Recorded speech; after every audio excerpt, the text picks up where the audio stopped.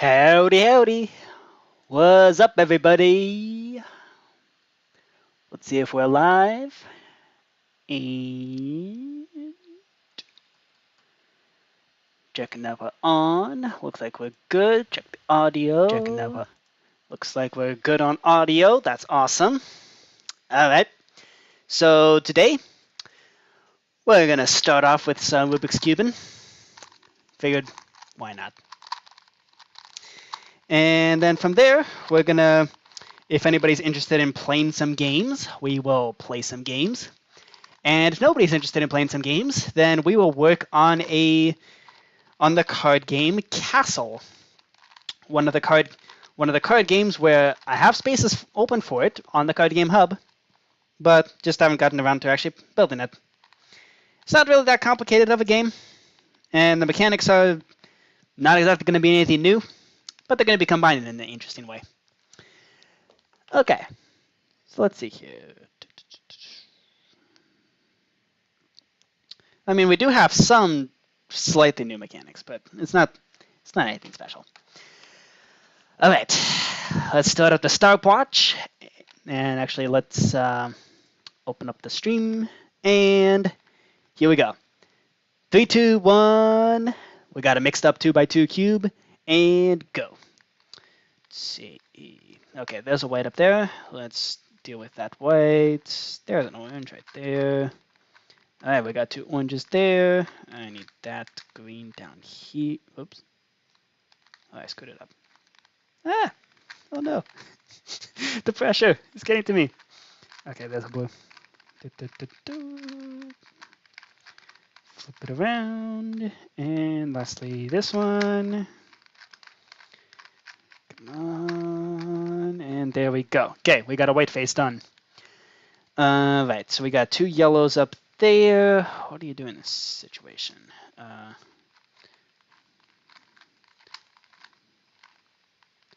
Okay, I think that's progress. Let's see. Hey, there we go. And we have a whole face solved here, so which means we just got to do the swap 2 corners on the yellow face algorithm. Done. Booyah. 1 minute and 3 seconds. That's fun. All right. Now let's try the 3x3. See if I can even remember how to do the. I keep forgetting some of the procedures with the yellow side. So, see if we can do something about that. La la la la la. Just gotta mix up the cube. This is not me solving the cube. This is very much mixing it up. Okay, that seems mixed up. All right. Oop. Ah. There we go. All right. 3, 2, 1, go. Okay, so we gotta solve that white side, which means we need to grab all the edges and move them down to the bottom face. That way we can rotate them back up as need be. Because this one's oriented wrong. Okay, there we go. There's that. Oops. There's that guy. There's that guy. And there's that guy. Cool. We got a white plus. Right. I need a white. So that's a white, green, white and green. Let's just stick that over there just so we don't screw it up. All right, cool. That's one corner. We need a red, blue. Right about there. Nice. This one's a blue, orange. We need that there. And then this just needs to be rotated over. There we go. White face done. Okay, now for the middle row. So we just gotta do that. Scoot it over to here. This guy needs to go over there. All right. And oh, really, it's gotta be complicated like that. Fine. Fine, be that way. See if I care. And stick that one into that edge. There we go. That's 2 edges done. And we have a yellow dot at the top. So how do you do that? think it's like this. I hope. Hey, we got an L. Okay. So then from there, it's, I think, like this. Yo! Holy smokes, look how solved this thing is already. We got the yellow face. That's always the most annoying part. Okay. So we just gotta swap those two corners of... Dude! 2 minutes! And solve this thing. Got insanely lucky. We could just skip entire steps. Holy smokes. Okay. Cool. Alright. Plop that there, plop that there. Now we can get on with the stream. So, let's turn on some music. So, approaching Nirvana. Let's turn up. Excuse me. Let's do some Not Even Once. Why not? Alright. And we grab this, shrink my ugly face, and replace with the Minecraft. My Minecraft beautiful face. Okay. Here we go. So, alright, so nobody's joined yet. That's fine. So, let's work on Castle. So, Castle the card game. I do want to actually do something interesting with this arena design. Normally I can't think of anything, but in this case I think we should. So the number of players is 2 to 5. That's how many players that could be playing at once. Okay, I did kind of get started on the programming already. So you know what? I'm just gonna finish this real quick. So with Castle, it's the goal is to get rid of your cards basically get rid of all your cards. Okay. And the interesting thing with Castle is it's kind of a multi-stage game. So it's like you start with you're given 3 cards in your hand, you're given 3 cards face down, and you're given 3 cards face up. And basically, you gotta play through the entire draw pile and run out of draw piles.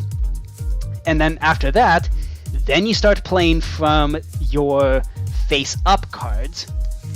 And after that, once you run out of face up cards, then you draw from the face down cards blindly, which is like, it gets more and more difficult basically as you go down. And only after you play through all of your cards, all the ones in your hand, all the ones in the draw pile, all the ones in your face down and face up, that's when you actually win the game. So it's a long game. But it's basically the same kind of procedure just the whole time. So, there we go. And this determines which cards are considered valid. So there we go. Cool. That's the validating card. Okay, let's build an arena. So because it's a castle, the way I was thinking of doing this... Oh, that's right, we have tough bricks. Tough versus stone. Kind of like the stone bricks. Okay. So because the game is called Castle, I was thinking we could make it like an actual castle. So right here in the center is going to be the table. This is where all the cards are going to be played, and then the players are going to be in towers, kind of like this. Like they're basically going to be in watchtowers, kind of hovering over the thing here, with little spires here. Like, haha, I am guarding the castle. Maybe the platform could be a little bit bigger. Because there's 3 piles of cards total. Yeah, okay. Is that high enough? Nah, that's not high enough. And actually, if we do something like this, then you can make it extra fortified. So you're basically standing up here and playing your cards. Maybe I should raise this up just a wee bit higher. Okay, where's this northwest edge? Right there. Let's maybe stick that up here.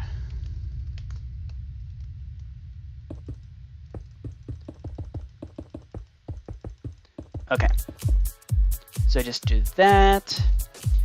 And then down here, we have a little door. So this is how your castle tower is going to look. And on the inside here, we can plop a ladder. And then we stick a trapdoor. And we can use an oak trapdoor. What color trapdoor should we use? It's gotta be kind of menacing looking, but not too menacing. How about a copper trapdoor? Oh yeah. Oh, that'd be cool. Okay, so this is your tower. Your 3 cards that are face down or face up are going to be placed down right over here. In fact, I might mark that out like that. So from here, you'll be going, haha, play a card, pew pew. You know, that kind of stuff. This will also make it fun with laser tag. Like, basically, people will be on opposite towers and you'll just be crouching behind like a pew, like that. I'm really trying to build these arenas to have more hidey holes for laser tag purposes, because that's something I've been kind of missing from, well, most of the arenas actually. Like basically the only arena that has a decent hidey hole is Chinese poker, really, and I hope to change that. That's the hope with Castle. In fact, we can do something like this. Okay, so we gotta figure out where to actually place these things. The awkward part is that this is a potentially 5-player game. So we gotta ponder how to do that. 5 is one of those numbers that's really not divisible very easily. So I was thinking the actual cards could be placed down like this, which means we're going to want to arrange the towers in a similar sort of way. Oop.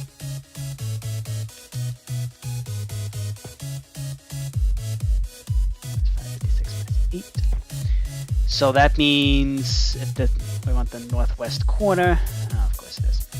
Okay, so that's the corner there. We want to line this corner up with the corner of the table here. So I gotta scoot this over another 2 blocks. Let's do something let's do something like this. There we go. Okay. That kind of limits visibility of the table.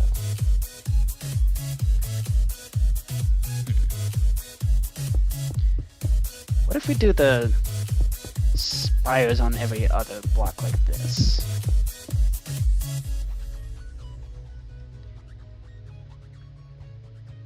Yeah, that's the worst of both worlds. Okay, let's not do that then. Okay, so let's not do that. I mean, I guess I can do something like this. Maybe stone brick slabs.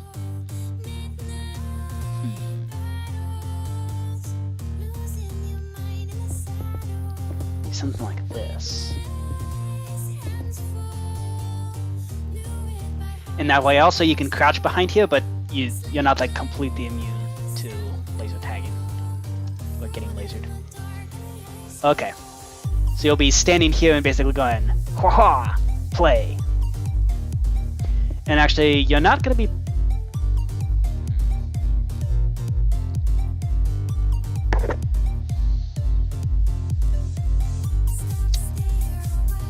Okay, this makes things awkward. So when you're playing cards, ooh, here's an idea.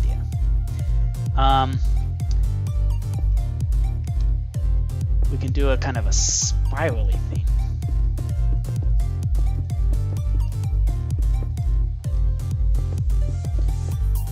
Or something like this.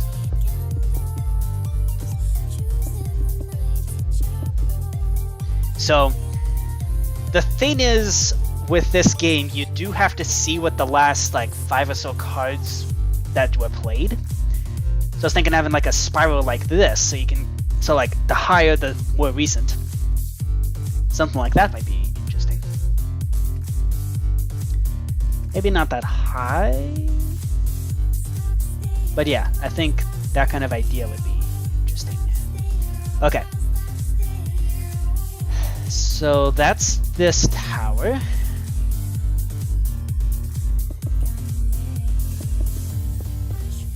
What if we did something like this?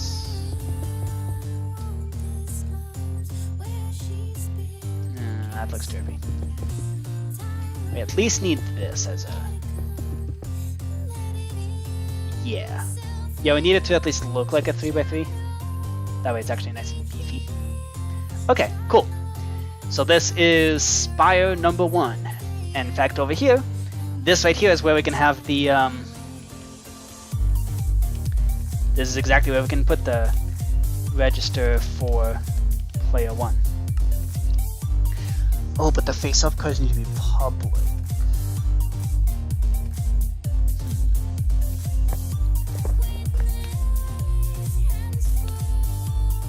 How do you make them public?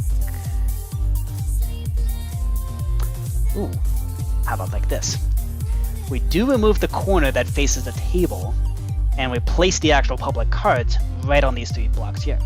Put the face down cards over here. Put the face down cards over here, and the face up cards over here.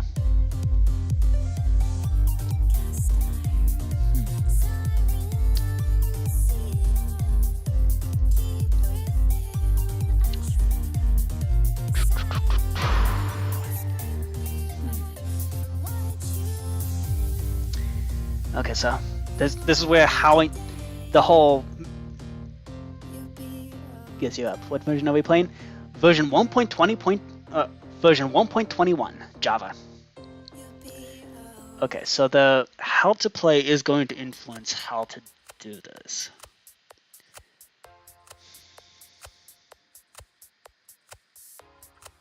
So that's if you can't play anything.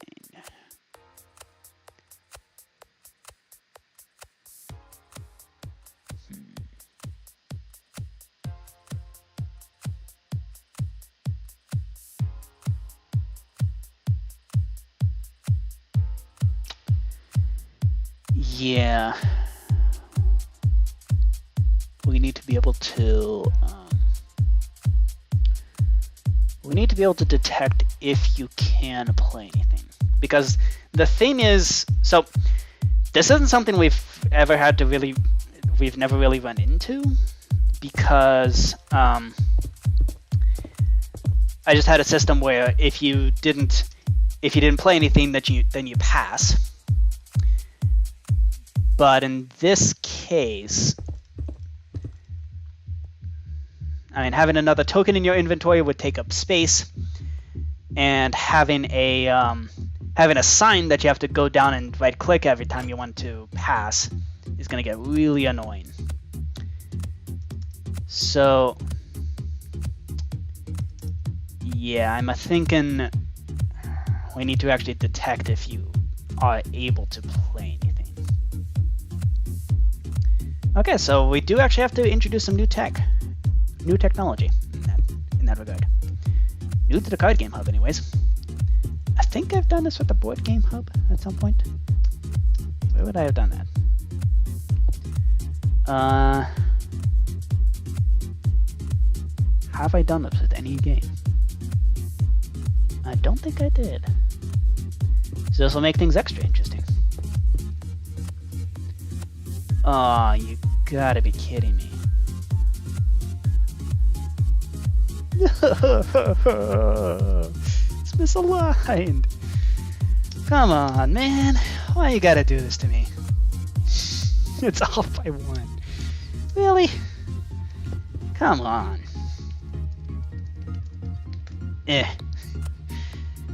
There. Finally. I figured something was off. Okay. Anyways. 1, 2, 3. And we plop down our 3x3 platform right here. 563 minus 63 minus 5 minus 956 minus 9. Okay, so then the northwest corner is going to be over here.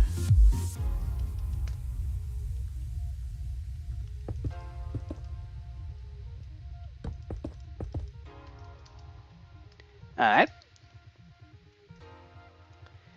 And then we're going to need a tower in the middle here.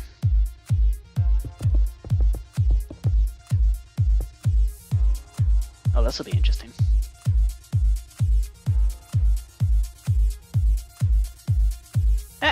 Nope. I want it here.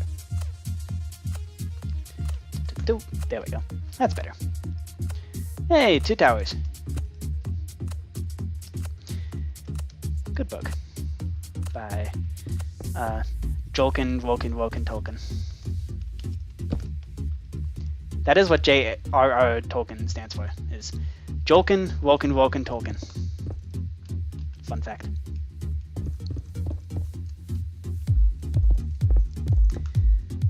Okay. There we go. Got a castle tower right there. And with this one, we need to put the ladder over here.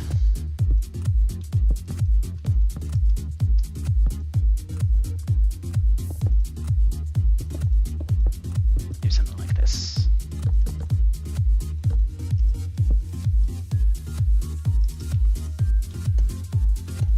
There we go. Open from that side. Alright, so that's the middle tower.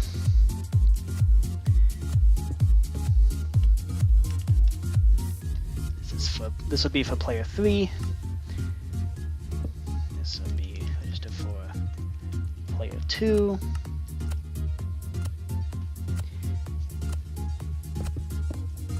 Yeah, something like this. Wow, that tower looks extra goofy. Let's see if my game is still a slideshow presentation. Yeah, I guess we'll find out. I hope it's okay. Because if it's not, you might have trouble with speed. With the game speed, like the card game speed.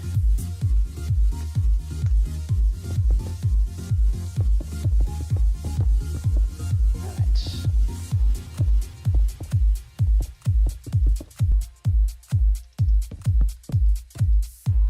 Okay. And plop the trapdoor up there. Go and flatten this out. Let's stick this sign over here. Make it consistent. And then this would be register for player 4. And then we do a similar tower over for the 5th spot.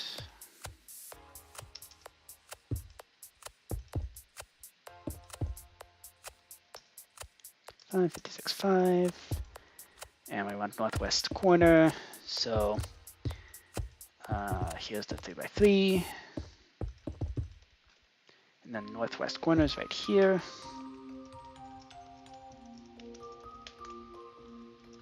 Oh crap. Did not want to do it that way. That moved the tower. I want to clone the tower. I got so used to having to do the /clone command to move things that I just automatically did it. That was a big old derp. There we go. That's better. Okay, there we go. And move that over here, register for player 5. Cool.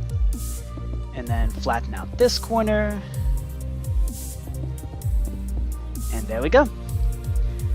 Okay. So this is it. You have your little watchtowers up here. And this is what the arena is going to look like. Or at least this is what the play area is going to look like. So, Javamonk. Oh, flagging. I'm going to pause that then. I'm going to send a poll. What do you... Is this arena good?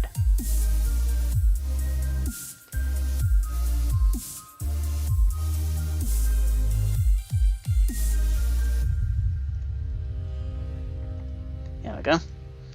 And you'll have 4 options with this one. Cool. Alright.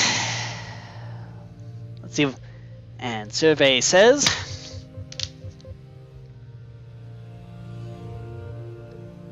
It's glitchy. No idea why it's doing that. I think that might be a you thing. Might also be that my computer's just being overworked. Also an option. Okay, trapdoors are opening the right way. Oop. Didn't want to do that. Okay, good, good, and good. Okay. So that's the, that's this thing.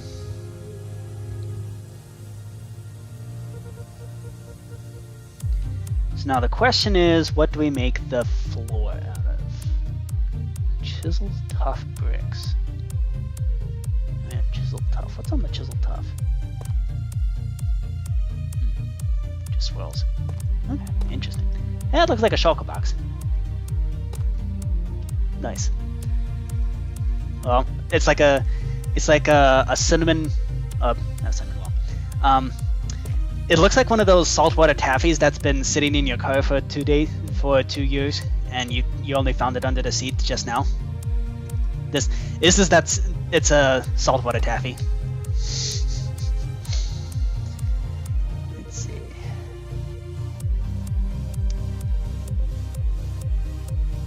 Ooh, could do like Blackstone.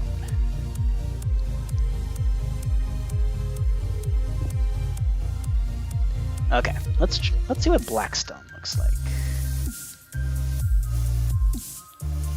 Okay, so how far is it here? 3, 4, 5, and then the 6th is the corner. Okay. 1, 2, 3, 4, 5, 6, and that's the corner. Polished Blackstone bricks. A little too dark almost. Let's try... Ooh, how about quartz bricks? I haven't used quartz in a while. Ah! Ooh, I'm blinded by the light. Oh, why is this dang light so freaking bright? Ouch. Okay, let's not do that. How about mud bricks?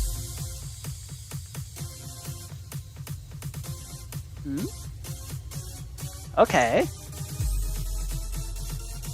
This could be interesting. I like that. I like the look of that. How about just regular bricks? Definitely not.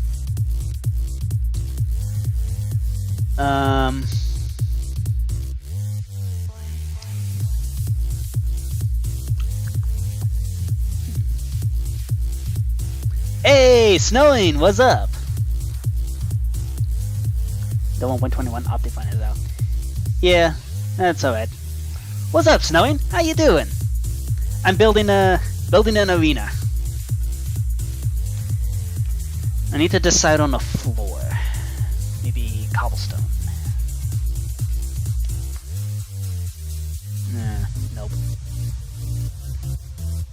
andesite.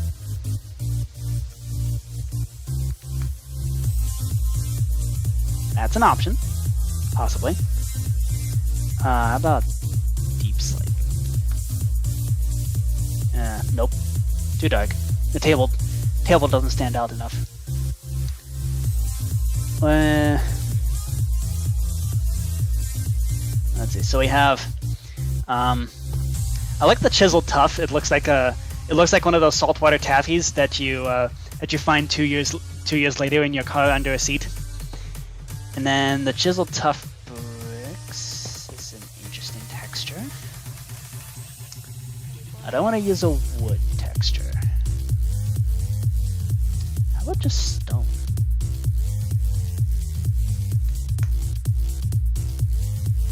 Yeah, kind of too boring.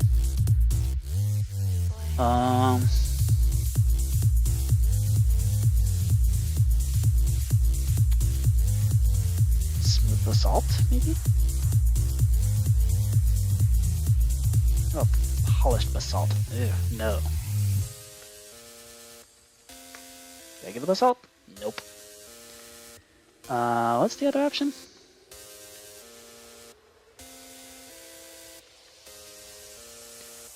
Smooth basalt? Nope. Okay.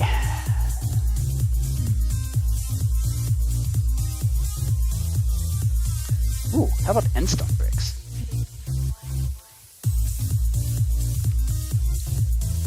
It's not quite as blinding as the quartz bricks, but also very contrasty. It's like, I want some contrast, but not too much, if that makes sense.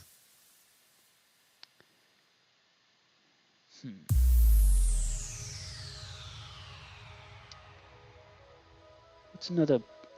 I liked the mud bricks. How about nether bricks?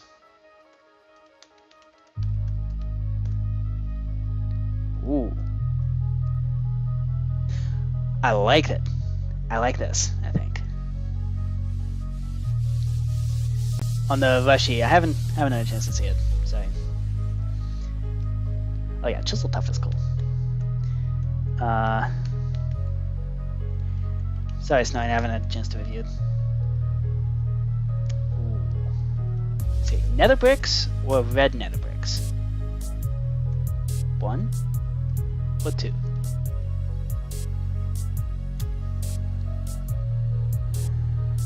I think I like the just nether bricks. Okay. And then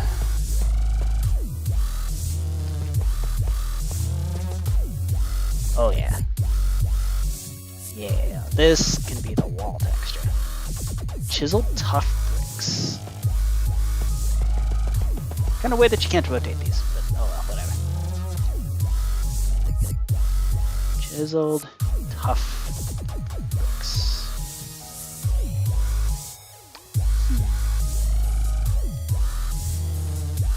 How about just chiseled tough?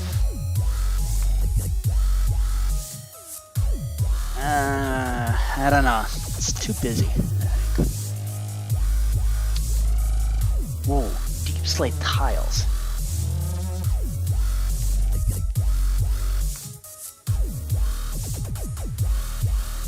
Maybe that could be the floor.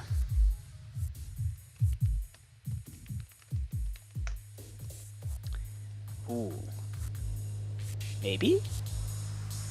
Maybe that could be the that doesn't contrast very well. Stick to nether bricks there. Deep slate tiles.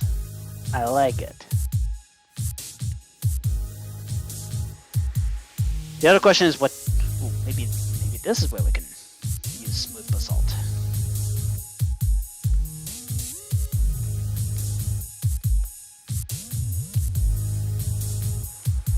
That's weirdly stripy. It's also stripy. How about cobblestone? No. Deep slate? Maybe?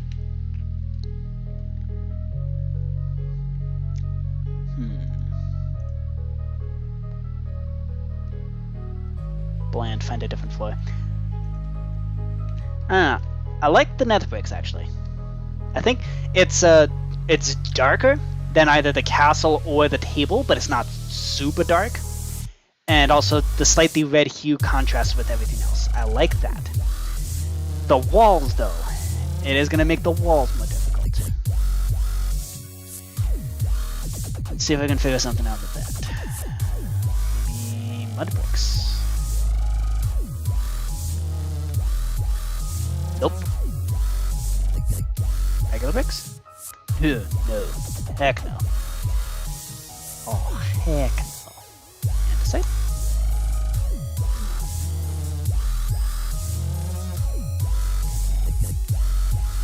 Aren't there nether brick tiles or something like that?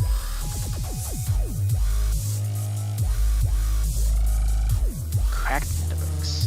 Or chiseled nether bricks.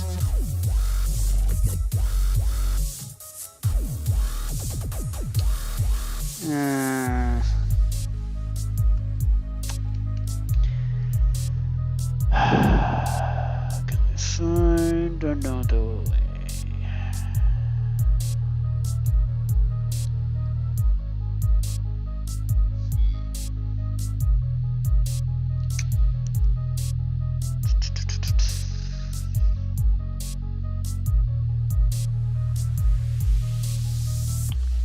It's kind of a reddish wood, maybe.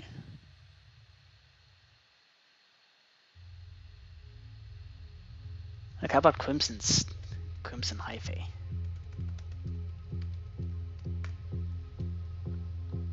Maybe?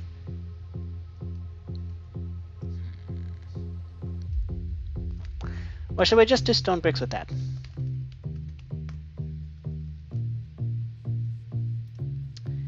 I mean, this is an option. The castle towers are made of stone bricks, after all.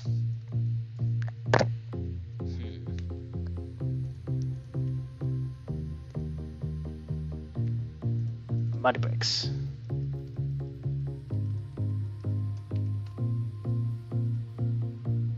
Maybe.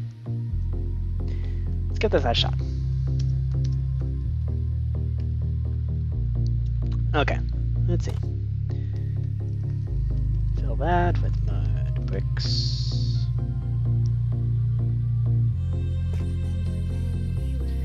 Okay, and we do that.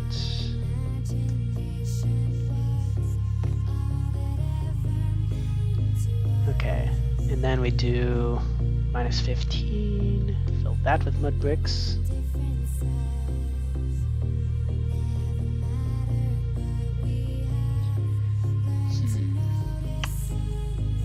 I think I like this.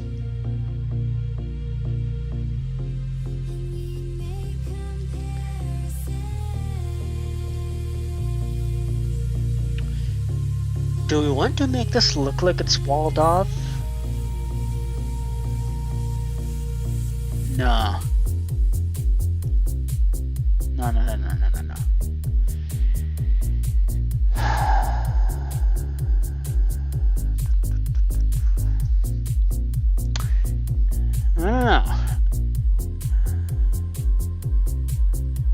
I want it to almost look like there's like an outside to this.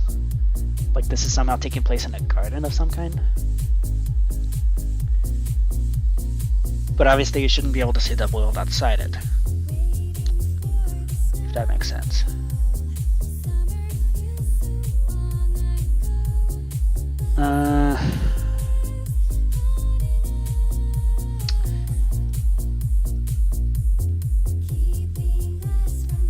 So maybe something like this.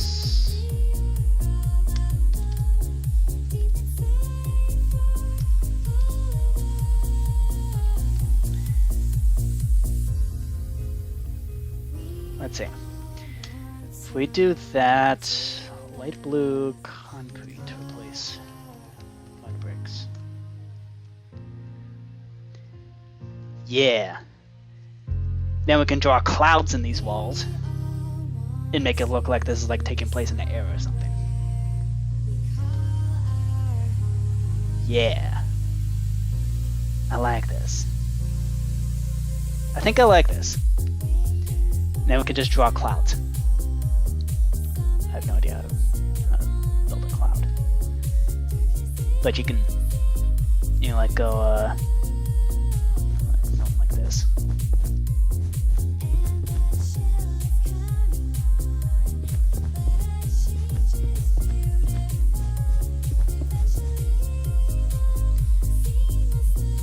Ooh.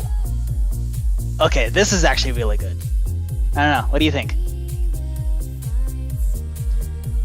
Pick a terracotta. Where's the pop?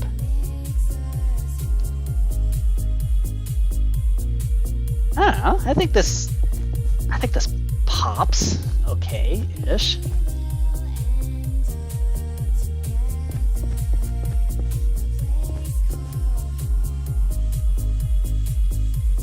Let's do something like this. So he's got to come up with different cloud designs. Something like this. Yeah. Ah, I think this is kind of cool. You can like make it look like there's like a caricature of some kind.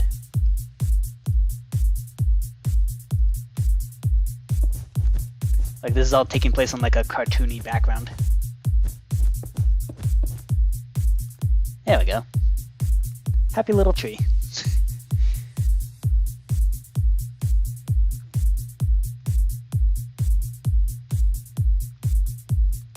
Yep. Happy little tree. Okay, this is cool. I like it. I don't know.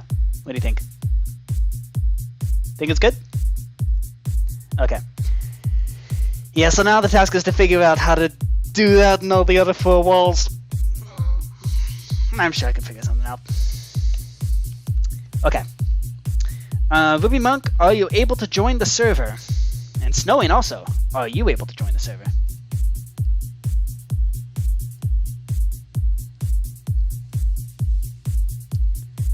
Let's see if we can open up the server. Start.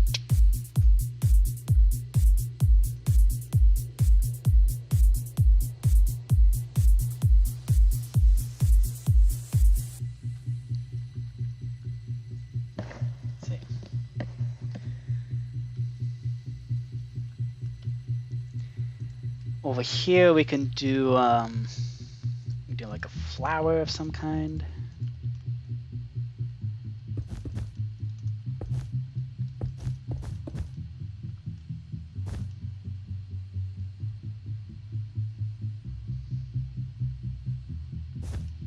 Yeah, something like that.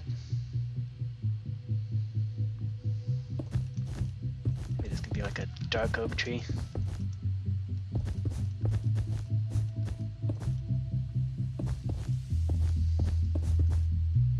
There we go. The oak tree is almost the size of the flower. Maybe we can stick a mushroom. Let's see if we can stick a mushroom in there. Something like this.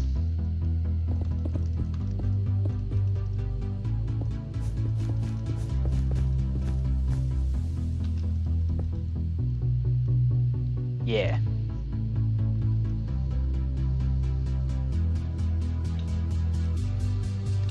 Yeah, I like it.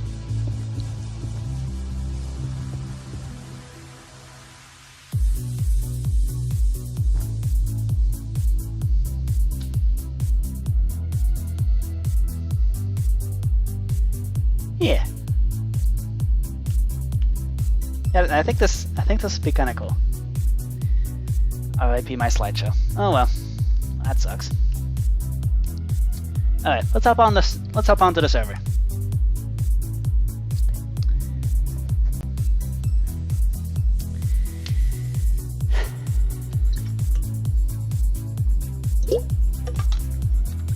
Should be able to turn your render distance down to like 2, and the game will still work. All the games should still work in that case. All right.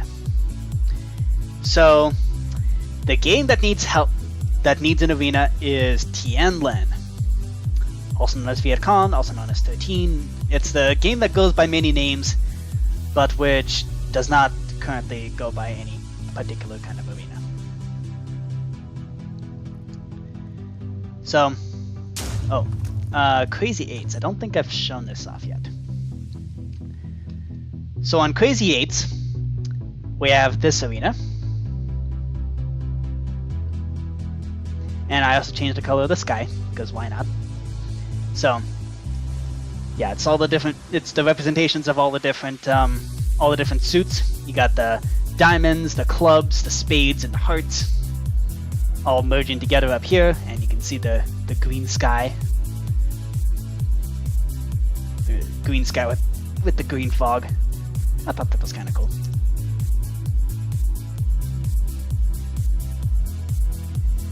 Yeah. So that's Crazy 8s. And then let's see. So Tianlin needs an arena. Battleship. That's one of the most recent games that have just been released. So this is Battleship. And Snowing, this is your game. Come on and play. This is the arena for Battleship. So you got the 4 players here, and the spectators can actually go over and view your boards. But yeah, the actual players can't. And what's really cool about this is you can actually customize how many ships you have. So you can customize how many of which kind of ship you want in your particular game. You can even just have 0 ships of that type. And then over here, you can customize announce which ship was hit or don't announce ship hitting, which ship was sunk or don't announce sinking. You can also change your attack radius. And the way the attack radius works is represented right over here. So yeah, so if your ship is centered right there, then radius 1 is these 4 squares, radius 2 is those 4, radius 4 is the acacia, radius 2 is the acacia, radius 3 is the dark oak, radius 4 is the oak. It's all based on it's like the distance is based on a diamond, not a circle. I figured it's a square grid, so make everything based on diamonds. Why not? So, yeah. And then the lines, that's just the arena saving part, so yeah. You can go to the spectator area. And yes, it is a parkour. It's a parkour challenge.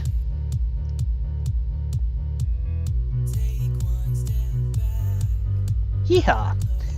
I'm a parkour expert. Yay! Wow, you can actually... Oh. Well, I actually made it all the way across. I did not expect that. Okay. And then the return pad is over here. Unable to chat on YouTube without it crashing. Weird. Okay. Well then, in that case, just hop on the server and forget about YouTube. Just hop on the server and we'll chat in Minecraft.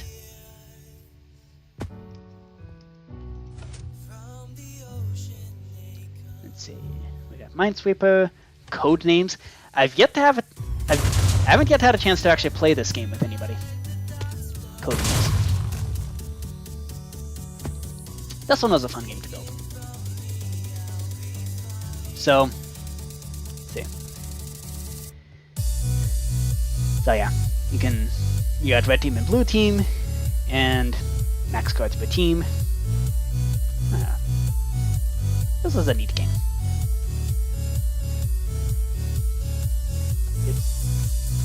Available to punch it.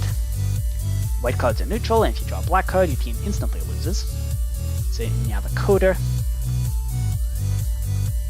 So, yeah, got some fun stuff there.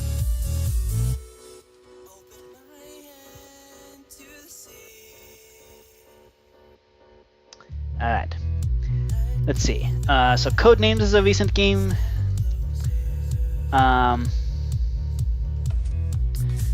We can also work on something like Poetry for Neanderthals or something. Let's see. Yeah, Tianlin, I have 0 ideas for what that arena should look like.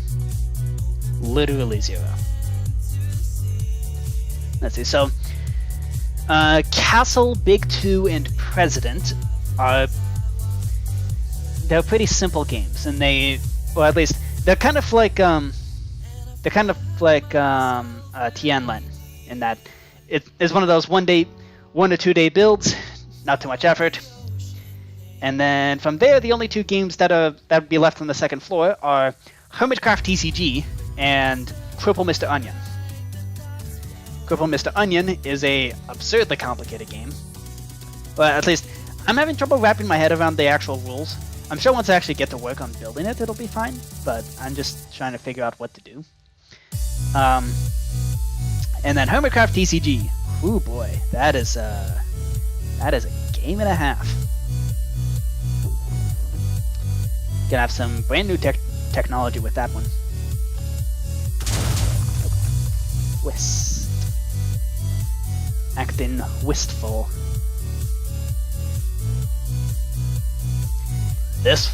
I love this arena so much.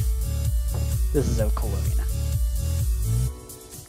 And I think my favorite part is the this game, the target practice game, where if you miss badly enough, it'll actually hit somebody else, or it'll damage somebody else.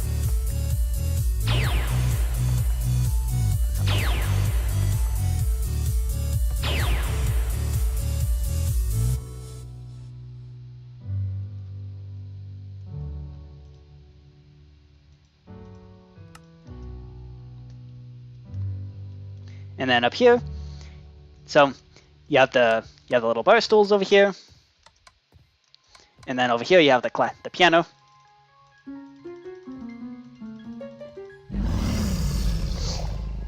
Yep, and the random one is just the Dragon War. And then up here you've got the eating area. So yeah, this would be a fun place for some laser tag, like an actual Wild West shootout. That'd be kind of fun, I think.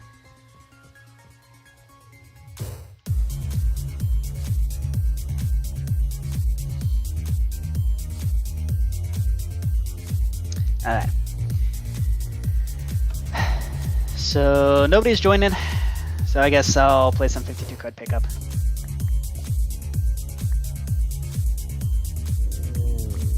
So yeah, lots has been happening at the Card Game Hub, particularly with the Card Game Hub. Board games been kind of left out to dry a little bit, but that's kind of to be expected because board games in general are a lot more complicated than card games. Also, the main reason I added the Board Game Hub was just because I just felt like making Ticket to Ride, and it didn't really fit in as a card game. So, I mean, yeah, board games aren't going to be completely abandoned, but they're just going to be more rare. That's what I'm thinking, because they tend to be way more complicated.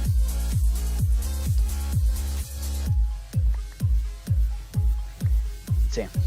And I'm thinking the next board game that I want to make would be, so we have mechanisms to add new Ticket to Ride maps, so I'll just do that on occasion whenever I'm feeling bored enough and I have like 14 hours to kill. Because seriously, that's about how long it takes to build a Ticket to Ride map. It's a little absurd.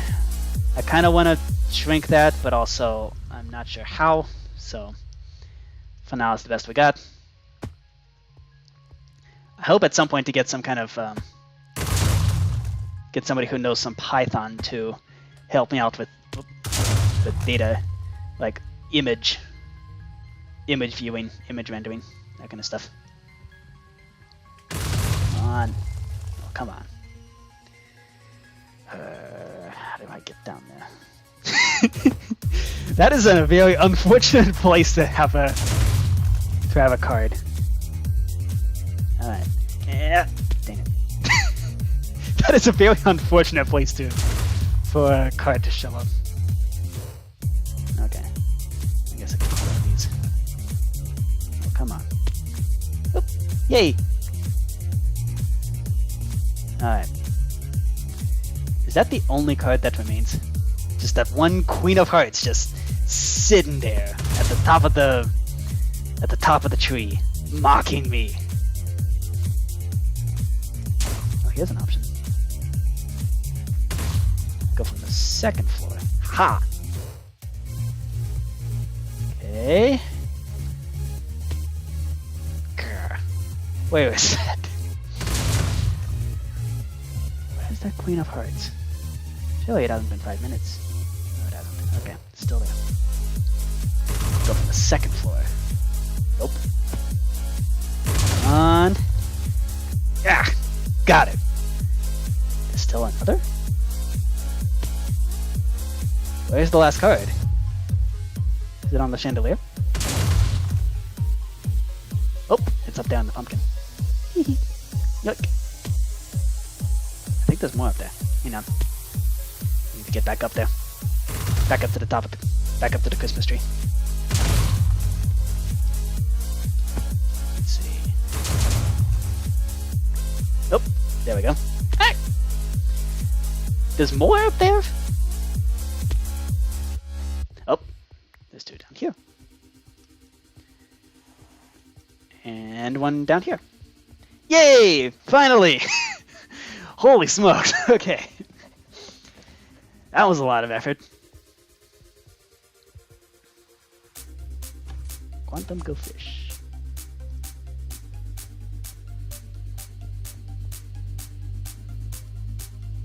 Let's see. Is anybody joining? CPU is being a jerk. Okay, that's fine. I'll take a bathroom break and then we can get back to building.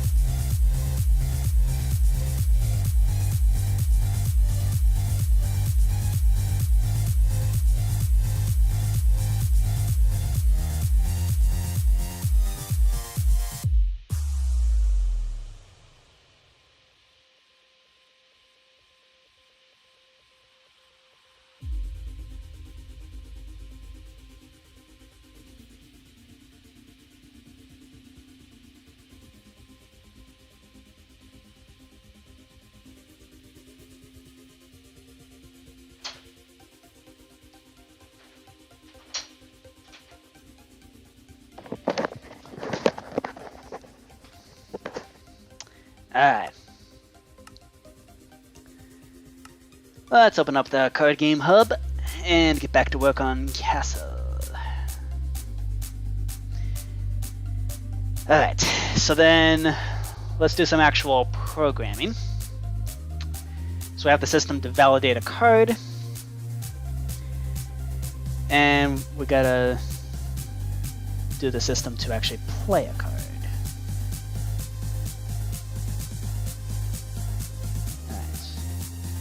That'll be play cards at MC function. There we go.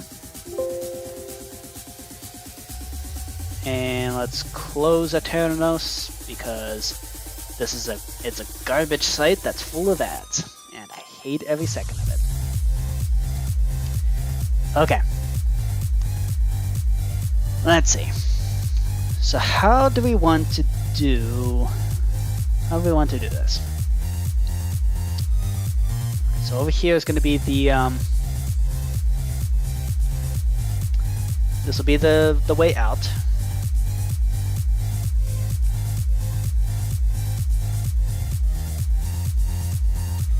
Functional blocks.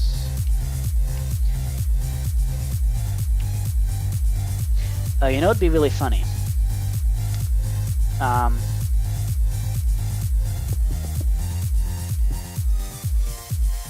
Light blue concrete powder. Like, something that's slightly off, but basically make it look like you have to walk through a wall in order to escape. And the light blue wool.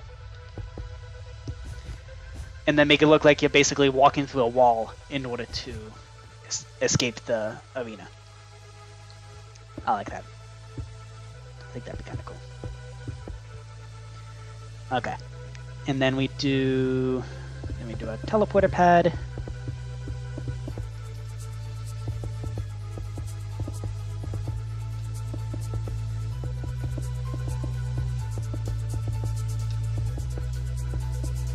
Alright, there we go.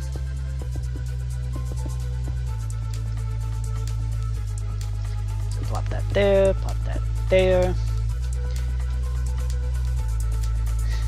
And then, actually, I think we can just do something like this.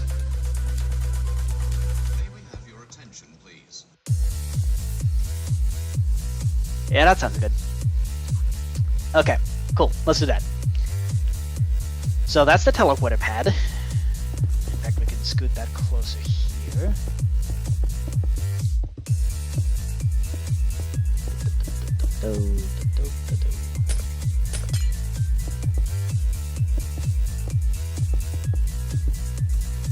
There we go. Alright. And then over here, we can have the settings and whatever else. So registering for player is attached to each tower. And then, let's see. Let's do, so we need to figure out where to put a lectern for how to play. So we do that here. So this will be where we put how to play. Which will be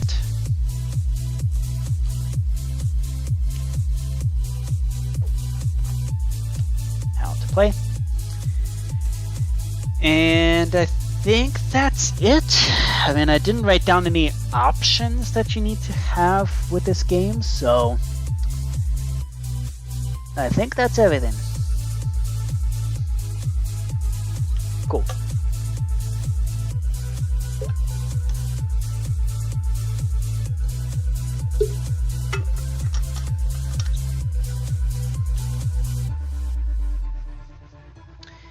So let's see.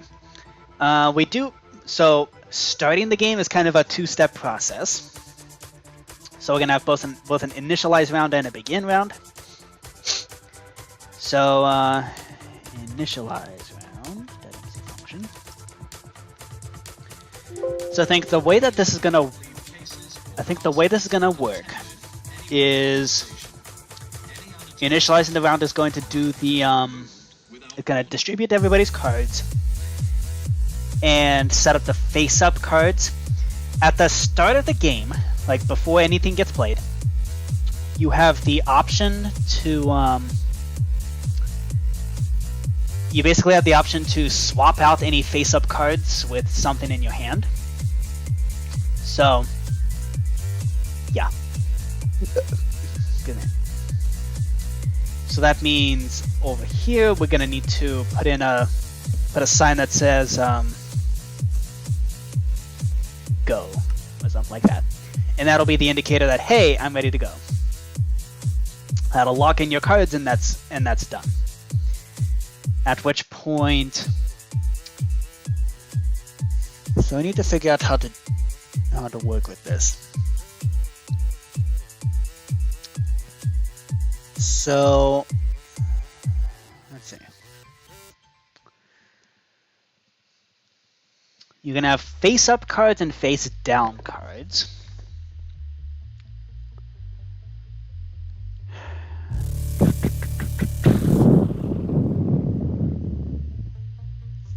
How to do this?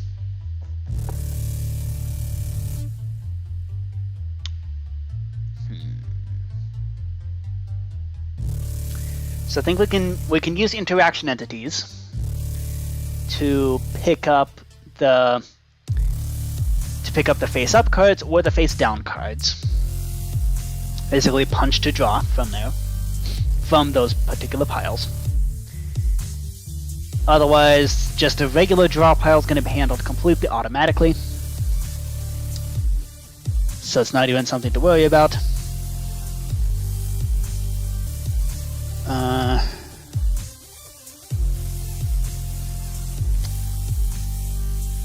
Let's see.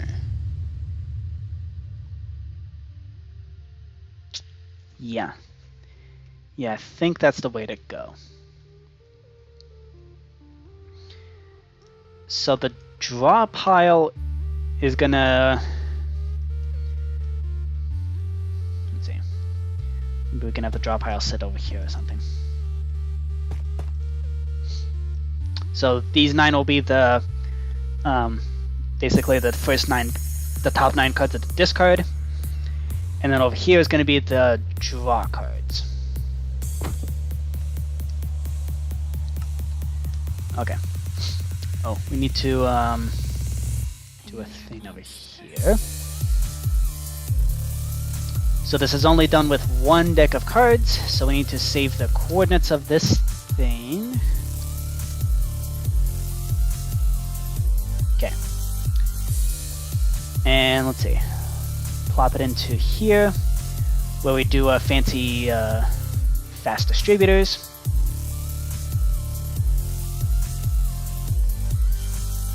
I love the fact that this is basically optimized to the point where I can quite literally just punch in the coordinates of the chest.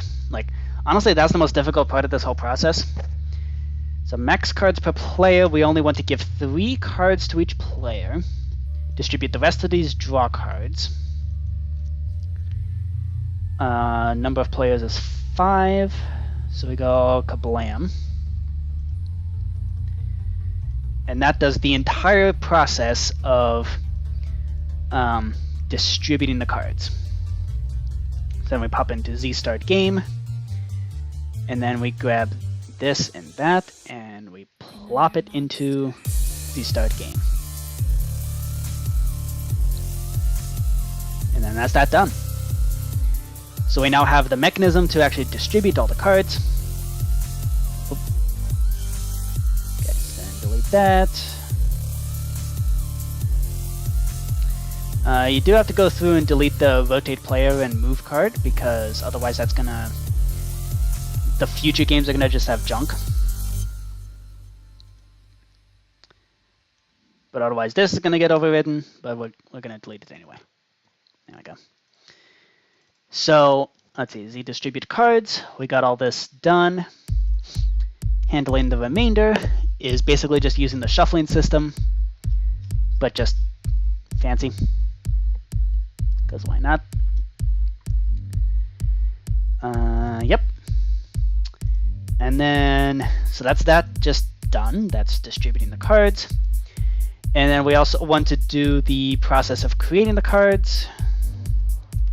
Create cards.mc function. And to do this, we can just pop on into the Tianlen, because I just did this just today with Tianlen.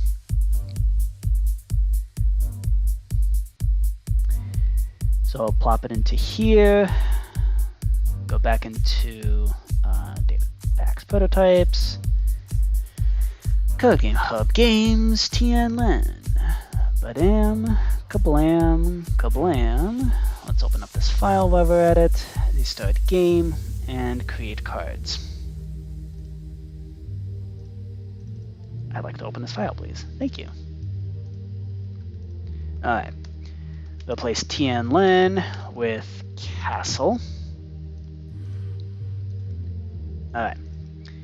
And then we got to, instead of 4, it's K. K for Castle. Yeah, it's better than having Y for Madness. It's purely because I didn't come up with the letter. It was more like a yeah madness. Okay. So we have 16 17. Let's just do that. So at 1756.3, we're going to place a chest facing south, type right. And then at 1656.3, facing south, we have a left facing chest. And then nothing fancy for more than that many players, because you only ever get, you don't shuffle in any extra decks, I don't think. Yeah, because 9 times 5 is 45, there's 52 cards in the deck, so you just have a smaller draw pile in that case. Yeah. Okay. Cool. So that's that done. Yay. So now we can create the cards and we can distribute them. So let's see. Next we need to do the draw cards. So I'm gonna do a data merge entity U, show arms 1B, and we're gonna do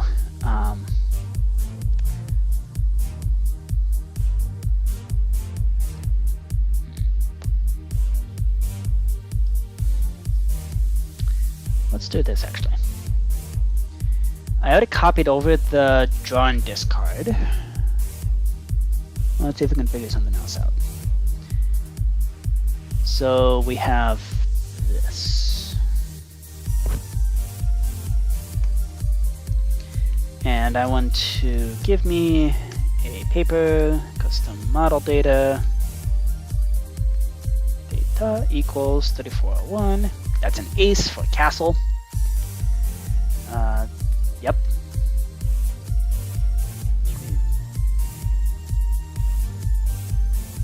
The 10s should also be marked as special. Yep, and they are.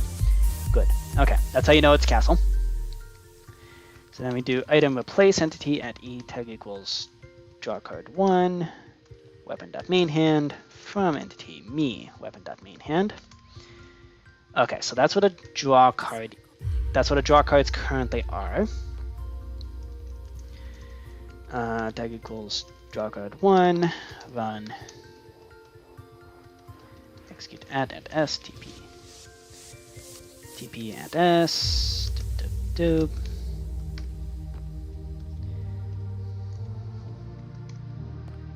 Okay, so this lines up with the middle there. And now we need to lift this up a block and scoot it by like -5 or something like that. Nice. And scoot it back over half a block. There we go. Nice. Okay, -1.8. Let's just save those coordinates. So we have so draw cards is going to be -1.87, 55.2, 1.14, and actually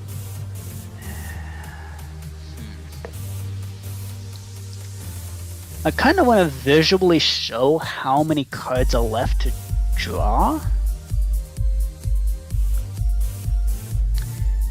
And I think we should do that without using a fancy text display or anything like that, because obviously I could, but I don't feel like it. I want to visually show that. So let's see.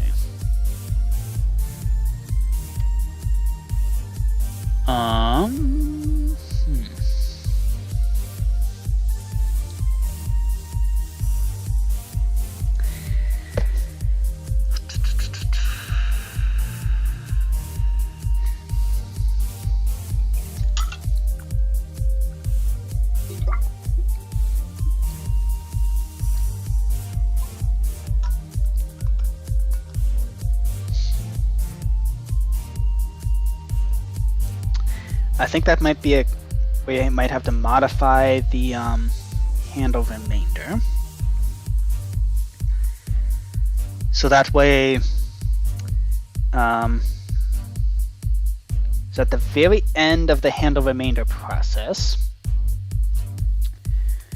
we then do a thing where if items entity at E, predicate equals castle in dimension, tag equals draw card 2, as weapon.main hand, anything in its main hand.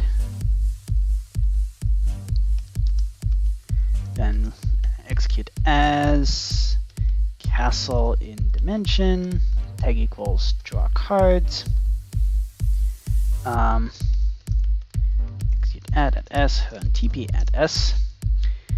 And here we move things up by a okay, how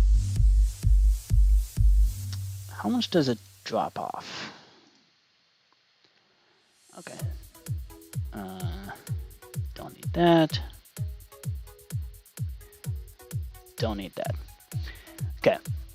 Let's see. In the drawn discard, we move things down by 0.08. So that means we want to move it up by 0.08 for each new card that we have. There we go. Eek. And then what's the most that could have here? So that's if there's 2 players and we gave out 3 cards to each player, so we'd have 46 cards left.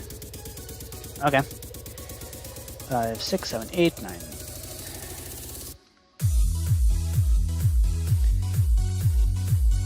This would be the perfect task for a computer. Well, the problem is, I'm just feeling lazy. 11, 12, 13, 14, 15, 16, 17, 18, 19. Okay. Okay. So we could potentially have 46 cards in the draw pile. Like, shoved into the remainder, basically. Which is fine.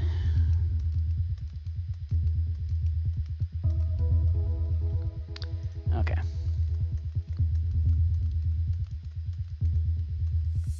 And there we go. Now we can trim off these last 3 because maximum we can have is 46. And then from there, so anytime we pop from the draw pile, we want to move the draw pile downwards. So castle in dimension, tag equals draw cards, run execute at S, run TP at S, minus 0.08. So we're going to do that, and also pop draw player, basically move it down. Every time we draw something, it's going to move the draw pile down, and that will visually show how many cards are left to draw. Lastly, with the discards, so let's kill at E, tag equals draw card 1. So now we need to go into summon discard.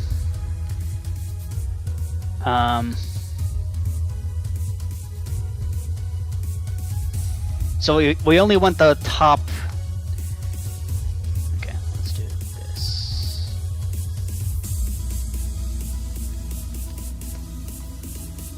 It's just called discard 1. Okay. Where did that discard pile go? Right there. Okay. Cool. We want to center it over here, so we're gonna execute as the discard 1. We're gonna move that up a block and move it in the negative X and Z. There we go. Uh-oh. And we just disconnected for some reason.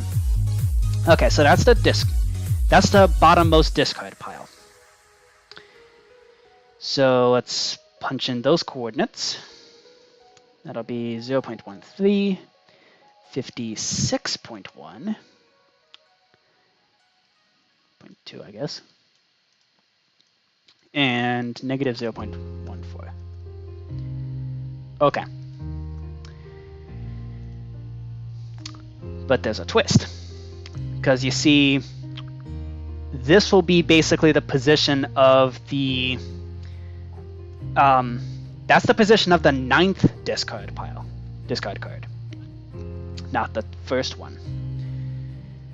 So the 9th one is gonna be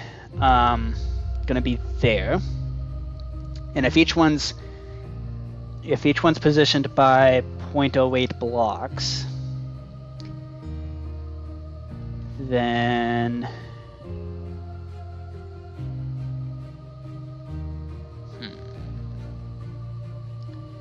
yeah, they're all offset by 0.08 blocks, right? Wait, is that 0.08? Did I screw something up? 0.1 minus 0.02. Yep, 0.08. Okay, so each of these are off by 0.08, which means we're going to do, let's see how to do this. I want to do this in a smart way. I guess we just tell this automatic generator machine that actually everything's going to be going up by an additional 8 times 0.08 is 0.64. Add that to 56.1, so we want 56.74. Okay, let's try this. So I'm now going to generate all of the draws and draw and discards.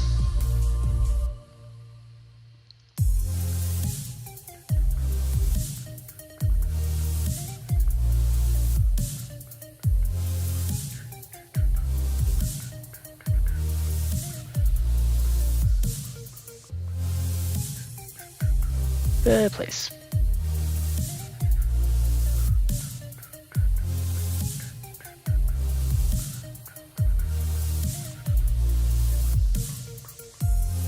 All right, let's see what we got. And I bored everybody to tears. Nobody's watching. Oh well. Okay. Let's see what this just did. Discard 1.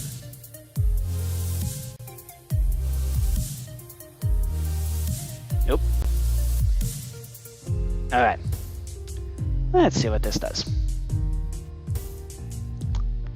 Alright, we reloaded, so now let's see. Castle, we want to Z draw and discard. Let's summon the draw pile. Actually, we want to summon the discard pile. Item in place, entity at E, tag equals discard cards, weapon.main hand from entity at P. That main hand.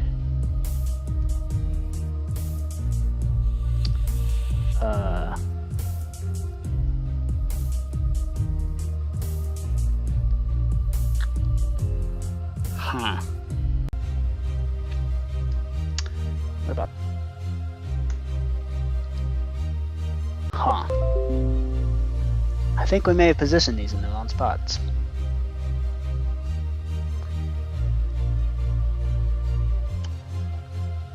Yep. Yep. We stuck these in totally the wrong spots. Okay. We connected? Okay, reconnection successful. Yep, we stuck them in the wrong spots. Crap. And we basically overrode all the information that we wanted. Okay, so we want the discards to be in 0.13, 56.74 minus 0.14. So let's erase all of that.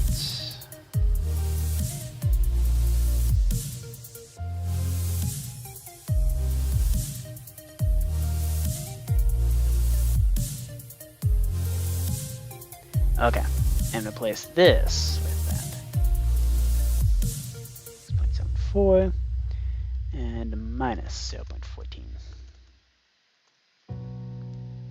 Let's try this. Okay. We want to copy the summon in particular, because those are the ones that actually matter. E type equals armor stand. And E type equals armor stand. Alright. Let's try that again. Summon the discard, summon the draw. Okay. Draw cards. Excellent. We can remove that sign. How about discards? Yay, nice. And how many cards are left out on the top? We have 1, 2, 3, 4, 5, 6, 7, 8. Beautiful. Okay. So, do I want it to be spaced out by a full block like this? Let's see how that looks. So, let's see. That's 1, 2, 3, 4, 5, 6, 7, 8. So discard number 8. Let's work with this guy. Tag equals discard 8. Run execute at s. Run TP at s. Let's extract this guy. Nope, wrong way. Let's make a spiral.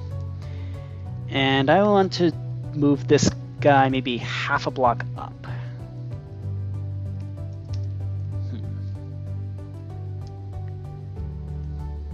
Maybe we want it to be at the half block.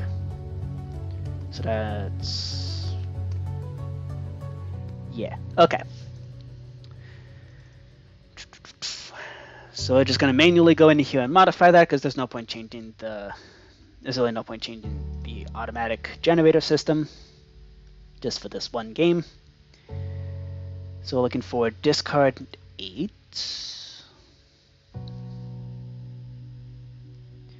So this is going to be at negative 0.87, 56.5, negative 0.14. Okay.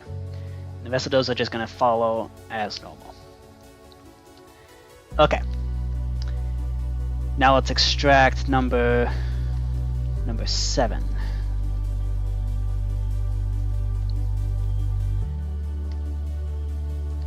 Move to there. Move it there. And then let's move it up to maybe 57.0. Yeah, okay. Let's do that. Negative 0.87. Oops. Oopsie. 57.0 and 0.86. Okay. Cool. And then discard number 6. Move it up to 57.5. And we do one of those. Bam. Okay, cool. Alright, 0.13, 57.5, and 0.86. Alright. Now let's extract discard number 5. We're going to move this up to coordinate 56.0. Nope, not 56.0, 58.0. Aha, there we go. Alright, and we do, let's do a 1, -1. Nope. There, move it there. There we go. Okay, cool. And, okay, so that's 1.13, 58.0, 0.86. Okay. Now let's extract discard number 4. Nope, we actually want to line it up with that. Want to do that.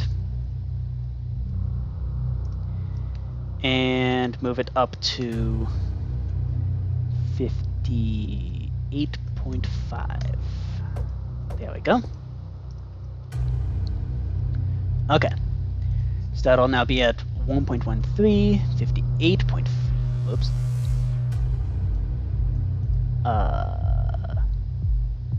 Yeah, I'm sure it's fine. 1.13, 58.5, and negative 0.14. Okay.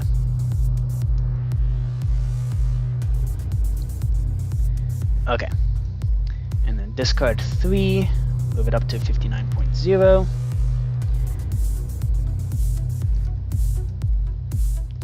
We do a 1 and a negative 1.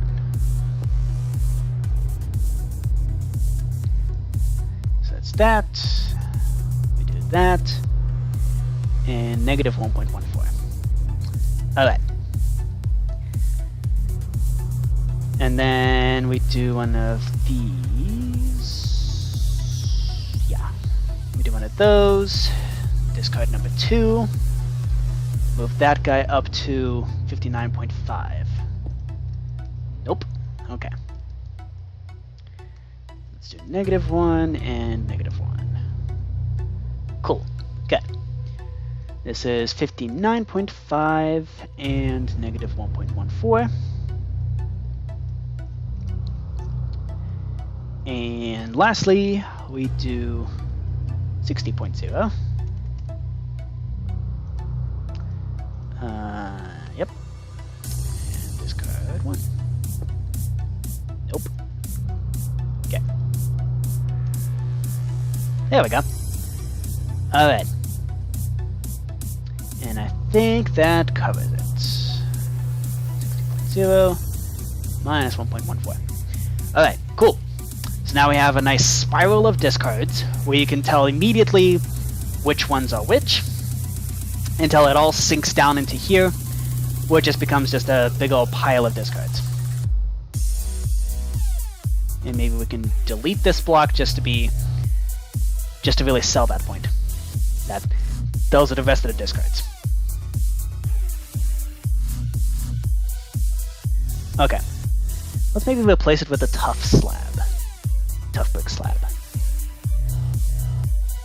Alright. Kill at E, type equals armor stand.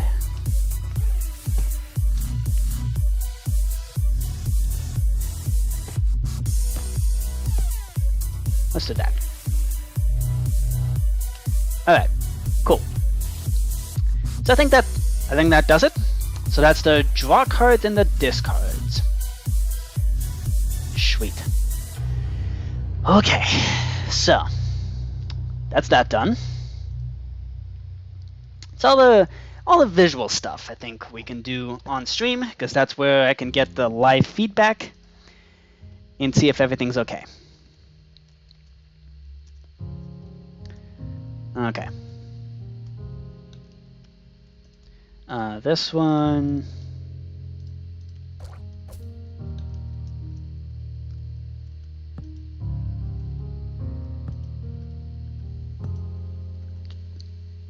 So at this point, there'll be nothing in the discards, and basically people are swapping out their face-up cards with whatever card is in their hand.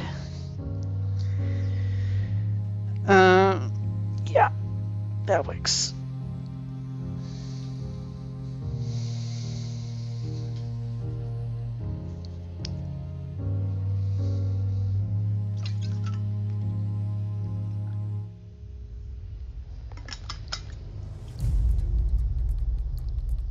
Okay. Let's see, what else can we do? So this is where we can put the sign for begin round.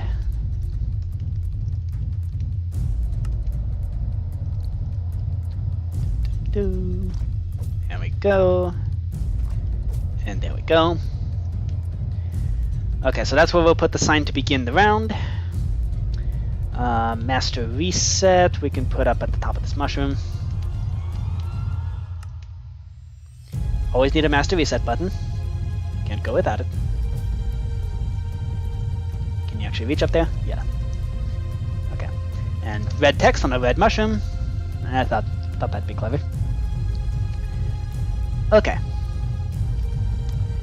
Let's make this text yellow as per standard. There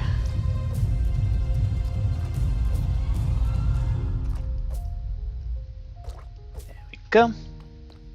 Gotta standardize all this stuff. Alright, so now everybody has their own towers where they play whatever cards. Okay. So now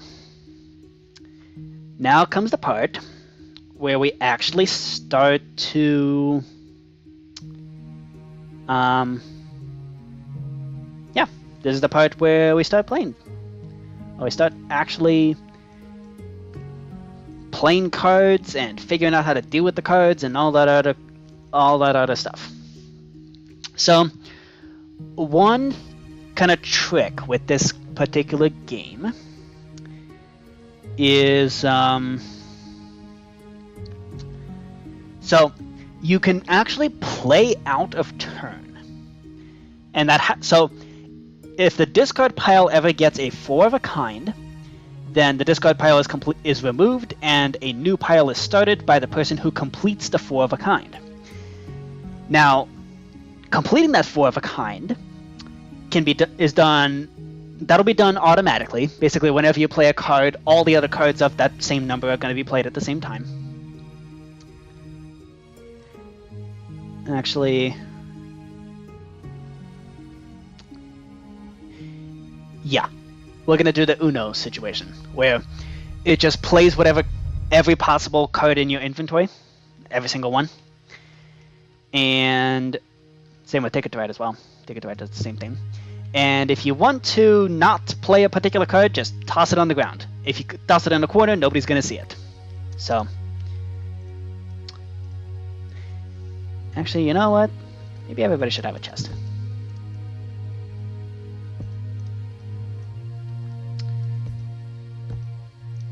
Yeah, everybody should have a chest. Let's do that. It's tucked away in the corner. So that way, if you want to stash cards, you can just stash them in here. That'll also possibly be necessary because, like, during the game, you might end up picking up the entire discard. Which is,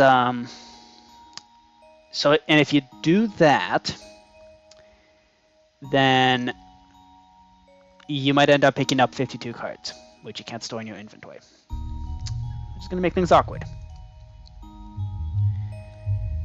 So let's see. Okay, so when we pop from the draw, we don't actually want to shuffle the discards.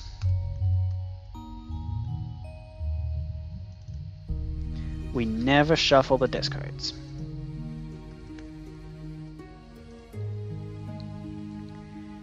Okay. Yep, I think that's good.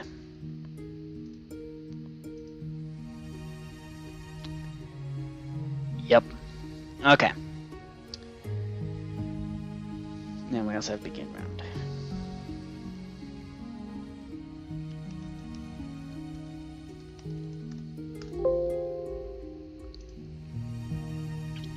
Oh, we also need to calculate number of players. Calculate number of players. That's a standard sort of stuff. So we do execute store result score k temp k num of players if entity at A predicate equals castle in dimension tag equals player. And then execute if score k temp k num of players is 5 or more. Then we indicate that we have the maximum number of players in the game. Max on castle. And then if it's 4 or less, then you don't have a maximum. Okay. Cool. And then, so we have that. And what else? Let's set up the scoreboards. So, scoreboard objectives, add, so this is the standard kind of stuff. Play card, which is going to be Minecraft.used colon Minecraft.webbed fungus on a stick. We're going to have the scoreboard number of players for number of players, and then in here, do we have a point system or anything like that?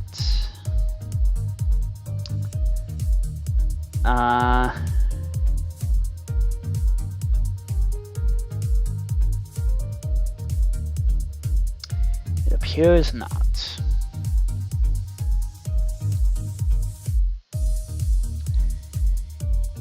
Yeah. Okay. So if you can't play anything, then pick up the discard and add it to your hand.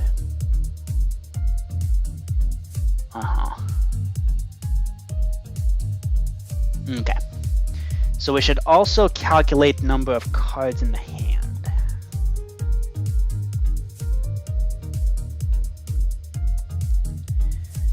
Calculate number of cards, the MC function.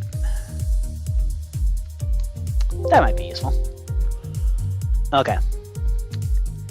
But otherwise, we don't really have a point system. So there's not really a point doing that sort of stuff. This is castle. And castle. Okay. Let's see. So we want to calculate the number of cards that you have in your hand. So let's do that. Number of cards, dummy, and then we do scoreboard objectives, add num in chest. So first we do execute store results score at s, okay, number of cards, if items entity at s container.star, look for webbed fungi on sticks in your inventory, and then we do if entity at s tag equals player 1 in card games castle, run execute store result score num in chest if items block, and this is where we look in the chest. I love the fact that if items is a thing, this is an actual game changer. It basically allows you to, like, this is why in Uno I resisted looking in the player's chest for anything, because it was an absolute pain. You had to look in every single slot, basically. But here, easy. One line. Bam. If items block. Done. And then we do scoreboard players operation, k num of cards, plus equals, k num in chest,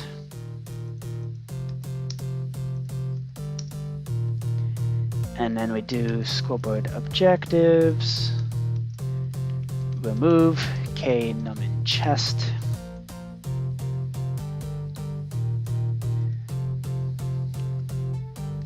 okay, and then if you're player 2, you want to search this chest, 862 minus 8. There we go. And then 3, 4, 5. There's 3, there's 4, and there's 5. Ah! Didn't mean to do that. Oopsie. Okay, I want to scoot Minecraft over there. There we go. And then here is going to be 862.0. This is going to be 862.8. And then this one is minus 862, positive 8. There we go. Okay, cool. So that does that. Okay. So now, if you ever drop below 3 cards, then you need to basically draw back up to 3 cards. So let's do this. This is going to be done completely automatically. So we're going to do execute if, let's see. Well, first of all, if items entity at E, predicate equals castle in dimension, tag equals draw card 1. So if there's anything to draw,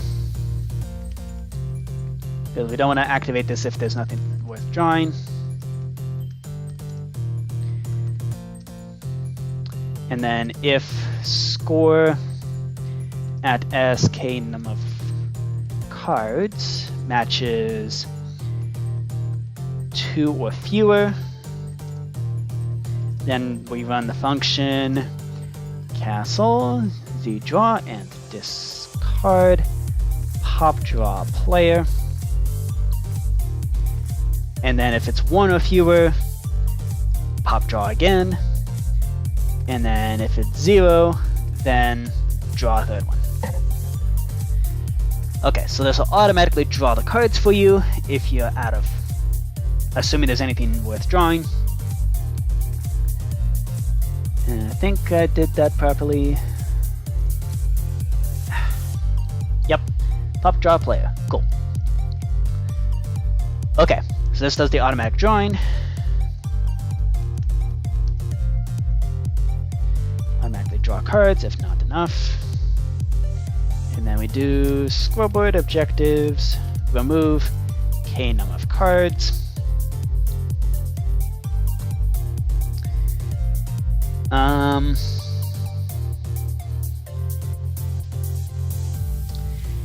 You know what? Maybe that's what. Let's maybe set that as a side display. Num of cards, dummy, and number of cards remaining in castle. Eek. There we go. So then we do. So that's the one that's going to be shown on the side display. Set display sidebar, k num of cards. That means we can remove this now. And we can move this.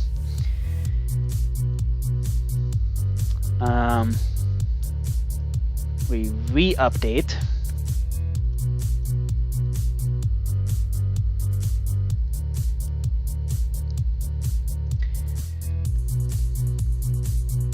Okay. So then we do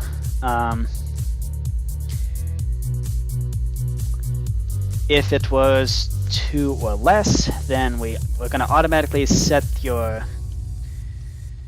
num of cards to 3. And then we add on however many face down cards and however many face up cards you have. So let's see. This will be execute if. You know what? We can just store this in the same num in chest. If entity at S tag equals player 1, run execute store result score at S k num in chest. If entity at E castle in dimension tag equals I guess we'll call this player 1 face down. However many there are. And then 2, 3, 4, 5, because we have 5 players. So what do? Armor stands are item displays. In either case, they gotta be basically erased. Okay, so we're gonna do that. And then we calculate all the face-up ones.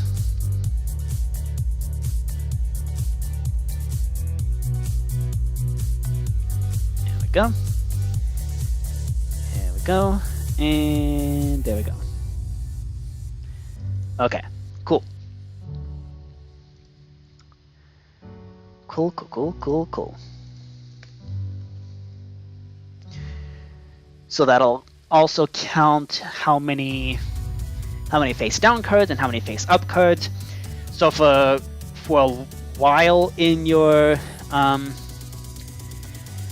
so you're going to be mostly staying at 9 cards for the majority of the game, unless you end up picking up the discard pile, in which case you'll have more. But yeah, this is how that's going to work. Okay, cool. Calculate number of cards. Done. Let's also do maybe pick up discard.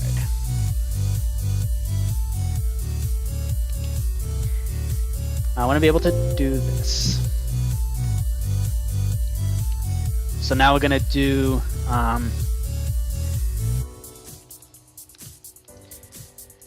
this is going to execute as the player that needs to pick up the discard. So we're going to do castle, Z draw, and discard / pop discard player. Yep, that's that. All right. Oop, did not mean to do that. Okay, cool.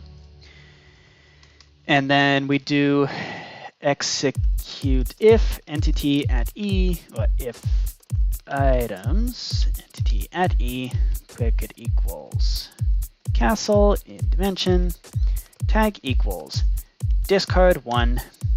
So if there's anything still in the discard pile, give it to that player. Run function castle pick up discard. Just keep picking up discards until there's no more cards left in the discard. Okay, cool.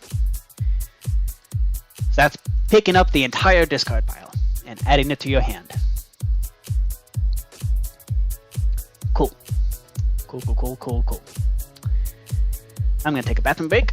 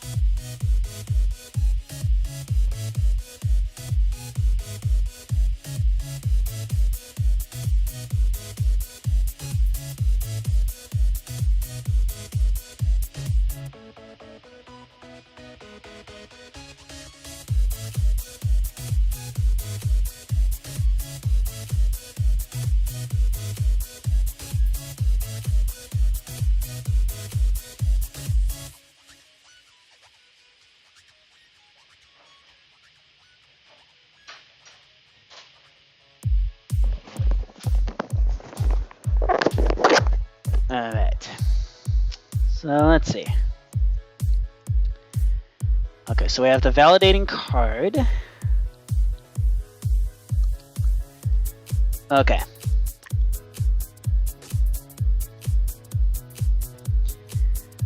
You can only play out of turn Yeah, so you can only play out of turn.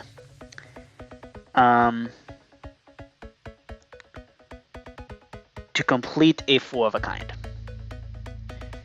So in order to do that, you basically have to yeah. So the amount of that number plus the amount of your number has to add up to 4, basically. Let's see. See if we can do something about that. So validate card out of turn .mc function. Okay, so let's see.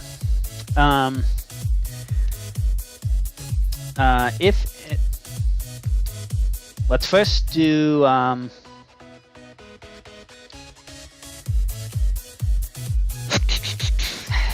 scoreboard objectives add sufficient.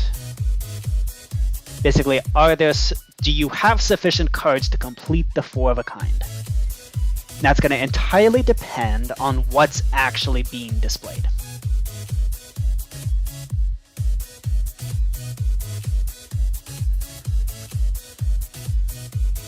And you can't just play a 4 of a kind out of the blue.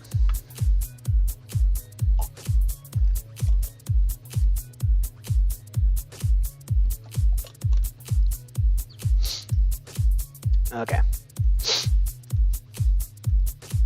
Sufficient. So we do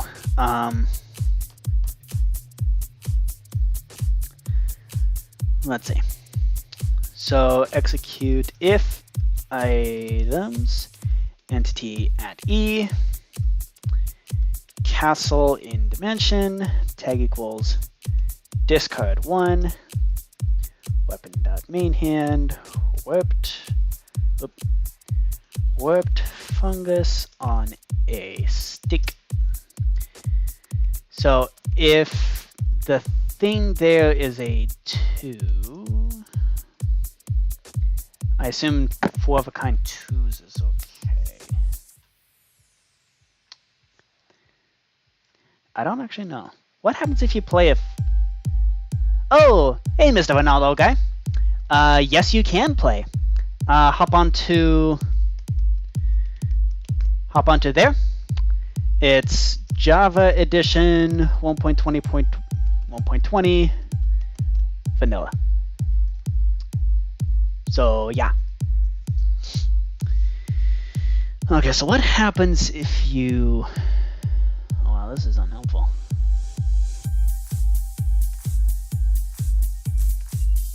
This is extremely unhelpful.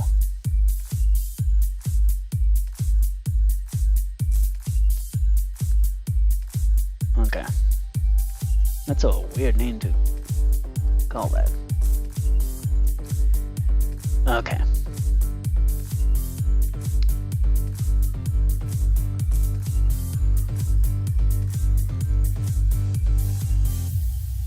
Yeah, I think it's this. Okay, so Quartet. It's a set of 4 cards of equal number. If a player is able to play a quartet, it's set aside as if a 10 has been played. The last player to complete a quartet on the top of the waste pile by playing its 4th card also removes the waste pile. And you can play out of turn if it means completing a quartet.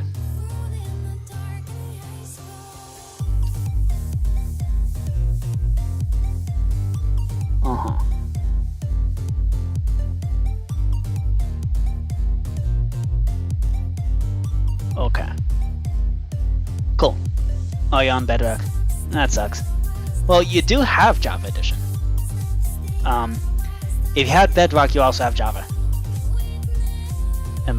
If you're on the computer. If you're not on the computer, I guess you're out of luck. But so, sorry about that. I don't know how to program in Bedrock, so unfortunately, this server is exclusively Java. So, sorry about that.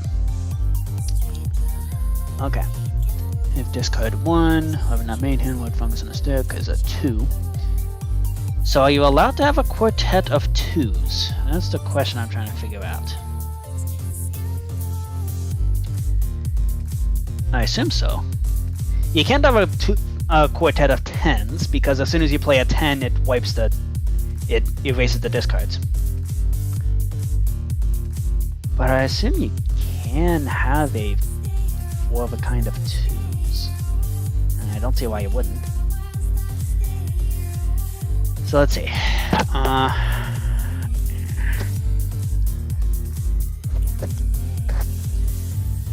So if you have 2s, then so this is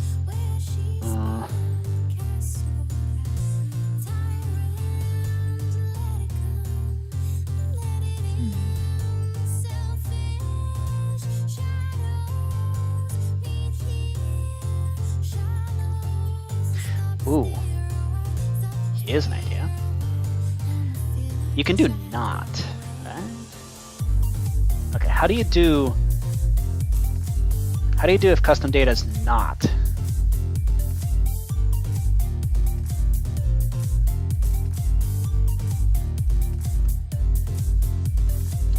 Is it not custom data?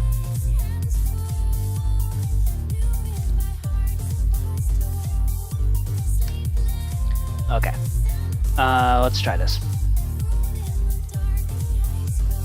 So if I grab an armor stand, data merge entity, I want you to show your arms and give me a warped fungus on a stick. Custom data equals. So what if I have a 3?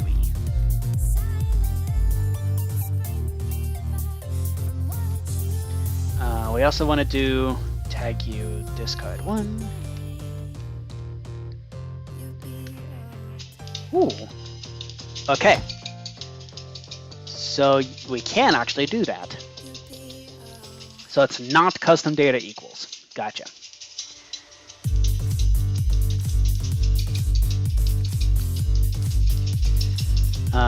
So we want discard 2 to not have a 2.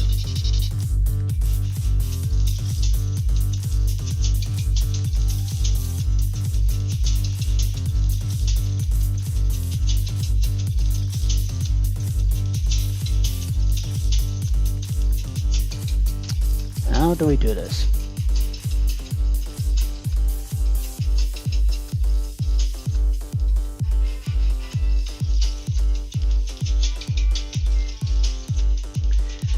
Let's see. So we do run scoreboard player set ktemp sufficient to 1.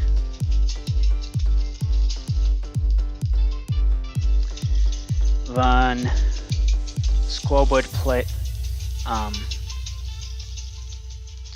run execute store result score at S sufficient if items entity at S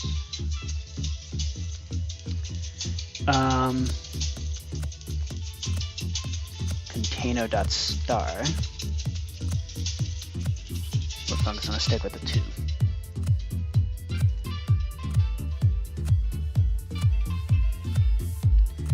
Okay. Then we do that and that.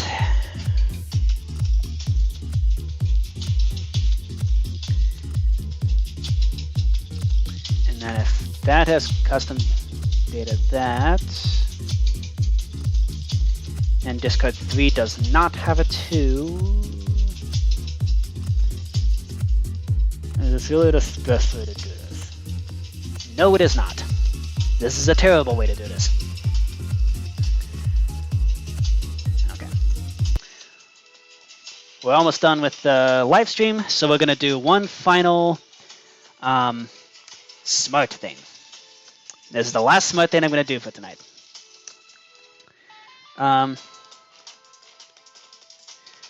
We're going to tag the first 4 cards as saying check for 4 of a kind.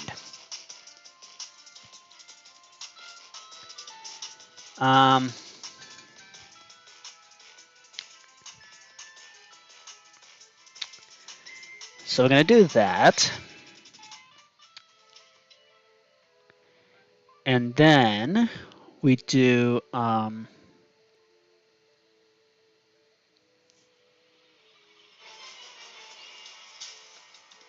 so we do that, and then store results score ktemp sufficient if items entity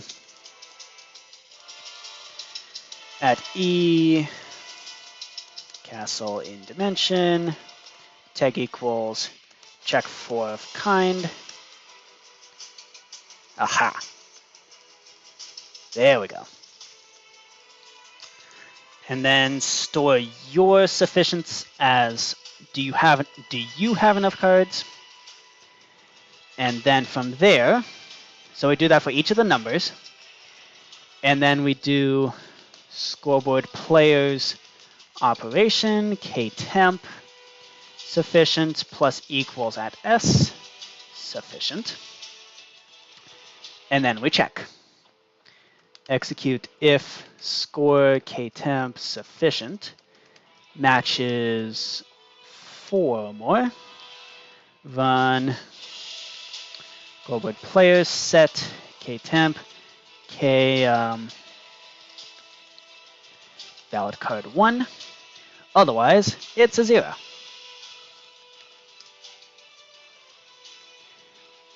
At which point we do scoreboard objectives, remove sufficient. Okay, so we just do those for each number that you can have a 4 of a kind. And that's how we're going to do this.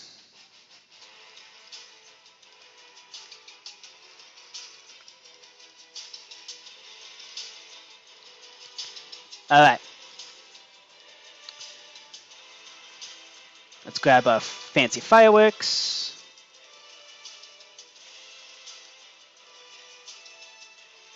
There we go. All right, let's set a spawn point. At a. All right. So there we go. We built this castle arena. I think it's kind of cool. So hope y'all enjoyed. And if you did, please let me know. I'll see you next time.